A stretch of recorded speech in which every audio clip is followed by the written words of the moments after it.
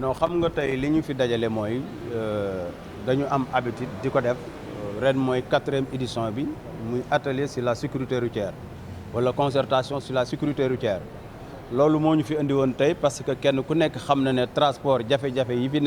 ci nekk boo ko doon lim tey doo ko jeexal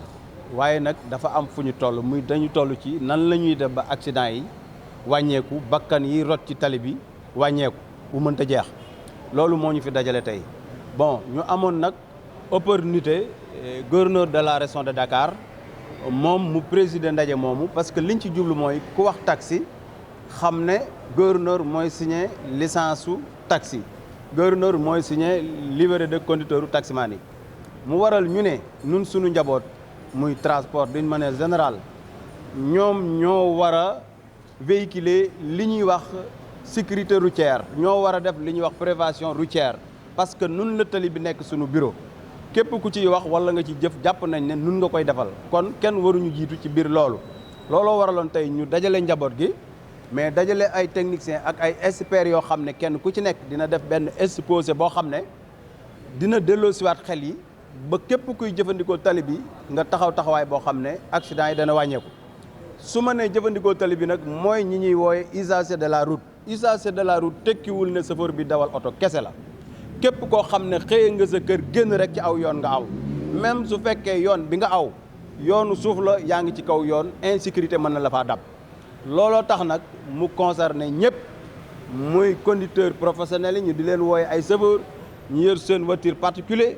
ba ci charretier yi ba ci ñi yore moto jakataay li ci ëppoon solo nag tey mooy li nga xam ne mooy li yàqu ci wàllu transport te mu amoon ay jéego yoo xam ne gouverneur de la région de Dakar taxaw na ko ba def arrêté boo xam ne dafa wax ne dafa interdit bépp moto boo xam ne da ngay transporter nit fii ci Ndakaaru te moom mooy kilifa gi ñu bëgg force de l'ordre yi nga xam ne ñooy wax def leen ñu def ñooy wax bàyyi leen ñu bàyyi ñoom itam jël seen ay matukaay ba moto yi jeex ndax gouverneur li mu war a def na ko gouverneur bu demee ba yëkkati arrêté ne bu benn moto transporté benn nit ci Ndakaaru am waruñu ci teg 24 heures te loolu jeexut kon li ci des force de défense et sécurité yi la ñu di leen ñaan ñi ngi def seen liggéey waaye dañoo bëgg ñu gën koo yokk ñun nag li ñu war mooy sensibiliser ak informer ci loolu la ñu nekk amaa nag su fekkee ne jëm na ci jafe-jafe transport kenn ku nekk xam na ne transport mun naa wax en tant que coordonnateur adjoint cadre unitaire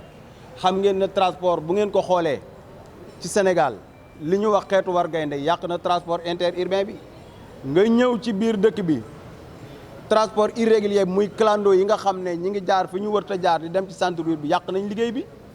nga jóge fa nga dem ci li ñuy wax moto cak-cak kenn ku nekk xam na ne li ciy dugg ci dëkk bi ci cas agression di dal ci kaw nit ñi di sàcc seen ay alal di accidenté di ci dee bari na mais loolu fan lañ jëm bu kenn ku nekk jël say responsabilité dañuy dem ba kenn du xam kan mooy kan moo tax nun dañ ne yoon nañ syndicat boo xam ne nekkuñu rek pour di revendiquer non syndicat il faut ngay innover moo tax dinañu revendiquer mais aussi suñu waree am ay initiative yoo xam ne dañ koy développer bu ñu waree def ay proposition dañ koy proposer démb heure bi maa ngi ak ministère du transport terrestre et des enclavements ba 18h30 mais quand même la ma fa dégg yëpp la ca ëppoon solo man li ma gis mooy proposition nan la ñuy def ba accident yi wàññeeku nun nag bàyyi ñu ba accident yi gën a bari ñu koy doog a def parce que ren mooy 4e édition bi xoolee représentant police mi ngi wax sàng ne boo xoolee biir dëkk bi accident yi wàññeeku na ci biir Ndakaaru région Dakar mais boo xoolee ci àll bi accident yi yey yokku li ma jàpp liy yokku accident yi ci àll bi li ñu mën a def pour mu wàññeeku mooy fokk ñu def yoon yi 2 fois 2 voies fekk oto yi ñi ngi daje ñaari oto benn bu nekk 2,50 m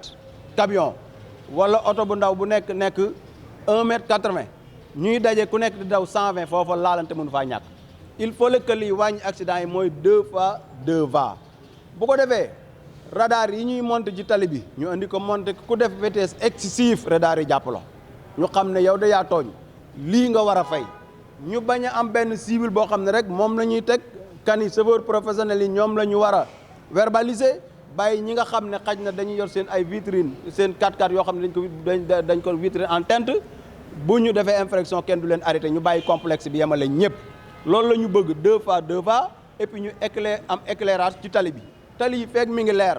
di am ñaari yoon ñii di dem ñii di ñëw accident mën na wàññeeku mais xoolee corridor bi diggante fii ba Tambacounda ba Kédougou dem naa fa ci mois de novembre dem ba Ourossogui tali bi baax na quand même mais dafa war a am deux fois comme ni ñu def autoroute à péage bi bu ko defee ku def accident ñu xam ne yaa ko tey mais am na accident yoo xam ne c'est humain mais am na yoo xam ne c'est l'état de route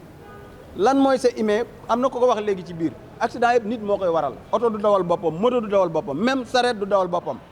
mais nag am na lu nit ki di def mën nañ ko jàpp 60 ba 70% facteur humain mais am na ci loo xam ne environnement bi